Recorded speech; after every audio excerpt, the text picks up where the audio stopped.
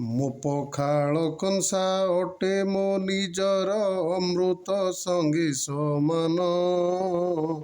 ପଖାଳର ମଜା ଅପୂର୍ବ ଅନନ୍ୟ, ଖାଇ ଧନ୍ୟ ହୁଏ ମନ। ପଖାଳକୁ ଖାଇ ଚାଷ କରେ ଚଷା, ଛାତ୍ର ଯାଏ ବିଦ୍ୟାଳୟ। ବେପାରୀ ଭାଇଟି ପଖାଳକୁ ଖାଇ କରଇ କ୍ରୟ ବିକ୍ରୟ। ପଥିକ ଭାଇଟି ପଖାଳକୁ ଖାଇ ମେଣ୍ଟାଏ ତାର ତୃଷାର୍ଥ।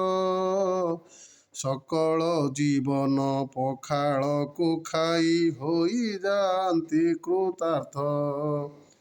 ଯେତେ ଯାହା ମୋହି ଖାଇଥାଉ ବନ୍ଧୁ, ପଖାଳ ସମ କି ନୁହେଁ।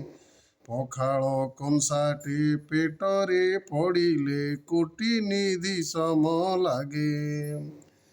ପଖାଳ କଂସାଟି ପ୍ରତି ଓଡ଼ିଆର ପରିଚୟ ସୃଷ୍ଟି କରେ। ପଖାଳକୁ ଯିଏ ନ ଖାଇ ବଞ୍ଚିଛି, ଓଡ଼ିଆ ନୁହଇ ସିଏ। ମୋ ପଖାଳ କଂସା ମୋର ପରିଚୟ, ତା ବିହୁନେ ଗତି ନାହିଁ।